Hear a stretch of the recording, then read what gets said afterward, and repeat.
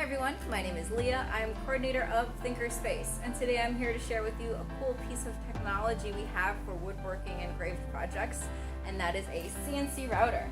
In today's video, we'll be talking about CNC routing as a form of subtractive manufacturing, as well as how we can use CNC software to take 2D designs that the CNC router can then take to make a 3D design. Let's take a look. So this Carvey is a type of CNC router. CNC stands for Computer Numeric Control, which is just telling us that it's like a robot that's going to follow a set of coded instructions that it receives based off of the design that we create on the computer. This is all done by the machine itself without any sort of manual operation, which is very much different than what we're used to if we've used a rotary Dremel or a hand chisel before for woodworking projects, where we're manually routing or hollowing out material to complete a project.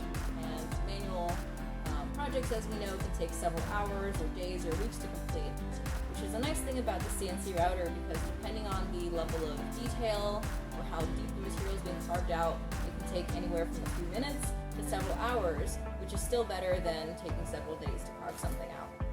So how do we go about making a project on the CNC router? First, we need to plan out our design. We can measure out our block of wood. We want to do this in inches.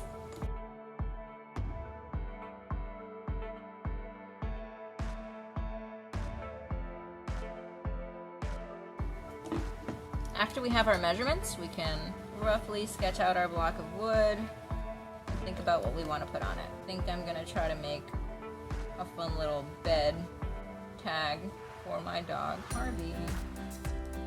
And it's fine if our design doesn't look perfect. I'm not an artist in any way, but this is just so that when we get to the computer, we have our ideas already in our head that we can just kind of start looking for through the library. Alright, then we can head over to the laptop and start working on our design on the computer. Okay, so now that I have my design and my measurements all together, I can head over to the computer where I'll be shown how to use Easel, which is a free online software that I can create my design in so that it can then be formatted and coded into a set of instructions that the router will follow. So I'm going to put in my measurements for my piece of wood, and this is important so that I know how much space I'm working with.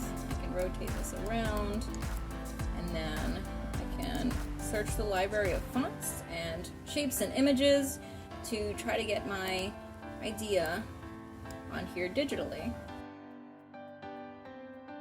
Before carving, we can see a preview of what our project is going to look like on the right here. We can set the depth of the drill bit. The deeper it is, the longer it is going to take. So I've set it deep enough so that we can see the design, but not too shallow that it's not going to show. And then we can simulate. And this is going to tell us how long it's going to take. So this says 23 minutes. The red line here is the path that the drill bit is going to follow to complete the project. So we can see it's going to go from the H to the A, actually down here and then back up. And so it's picking the most efficient pathway for it to finish in the best amount of time. We can go to carve. And this is where we input all the other settings. And then we're going to load in the piece of wood and we'll get it carving. Alright, so now that I have completed my design and I have all the settings ready to go, I've clamped down my piece of wood using these clamps here. And this is important so that my piece of wood isn't moving around as the drill bit starts spinning really quickly and makes contact with the material. This moving around would be really dangerous, so we want to make sure that we seatbelt it down basically so that it's safe. Once that's done, we can close the safety hood. This is just another precaution, and then we can start our project. So let's take a closer look at how our CNC router works.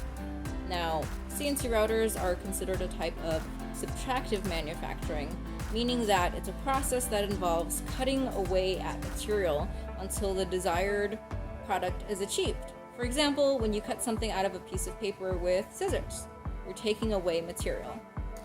Subtractive is the opposite of additive manufacturing, in which materials are being added together to form the project, layer by layer, kind of like building with Legos or even 3D printing. Okay, so now that our project is all finished, I can go ahead and get the vacuum to clear out all of this sawdust. And then we can unclamp it. And voila! we have our finished project. We can take a bit of sandpaper to smooth out these rough edges, but besides that, our wood carving project is complete.